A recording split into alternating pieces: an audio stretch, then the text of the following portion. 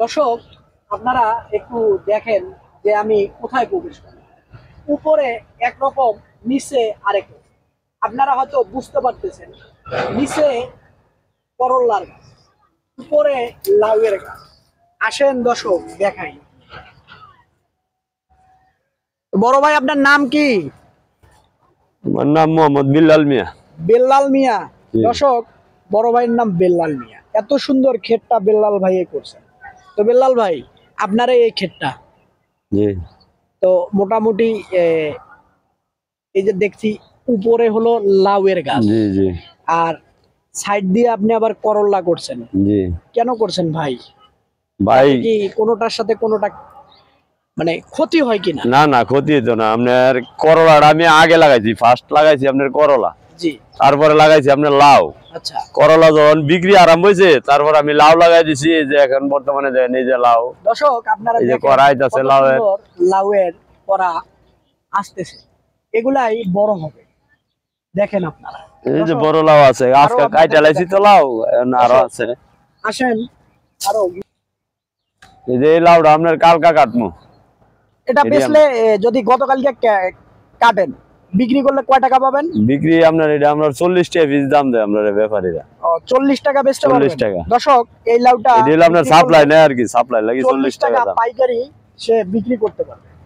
তো আরো ঘুরে ঘুরে দেখাই। আচ্ছা আচ্ছা। ভাই, আপনি যে, দর্শক আপনারা দেখেন এখনো লাউয়ের কড়াগুলা ছোট ছোট, এগুলাই বাড়তি হবে, এগুলাই আমাদের খাবারের প্লেটে চলে আসবে। তো আধুনিক ভাবে করার কারণ কি, সেটাও আমি আপনাদেরকে জানাবো। তো বড় ভাই, আপনি যে এই যে পলি কেন দিছেন, এই পলি ভাই দিছেন কেন? এটা আপনার করলা ক্ষেতের না না, এটি আপনার মার্চিং করে আমি প্রথম হাইব্রিড শসা লাগাইছিলাম। জি। হাইব্রিড শসার পরে আপনার এই করলা লাগাইছি। মার্চিং করে আমি শসা লাগি মার্চিং করছিলাম। এখন মার্চিং করাতে আমি মোটামুটি মনে করি করলা লাউ সব দিক দিয়ে মার্চিং এর ফসল মানে বেস্ট, তুলনা নাই। খুবই ভালো, খুবই ভালো। মার্চিং এর লাগি খুবই ভালো ফসল। সবজি, আমরা সবজির ক্ষেত্রে আপনার মার্চিং ভালো বেশি। দর্শক, আপনারা হয়তো বুঝতে পারতেছেন কেন তিনি পলিটা ব্যবহার করছেন। বিট করার পরে পলি দিয়ে ঢাকার কারণে সে এই যে ফলনটা ভালো পাচ্ছে এবং গাছগুলা নষ্ট হচ্ছে না। তো আপনারা অবশ্যই উপরে একরকম ক্ষেত এবং নিচে আরেক রকম ছবি করছে। তো আপনারা যদি মানে তাহলে লাভবান হবে।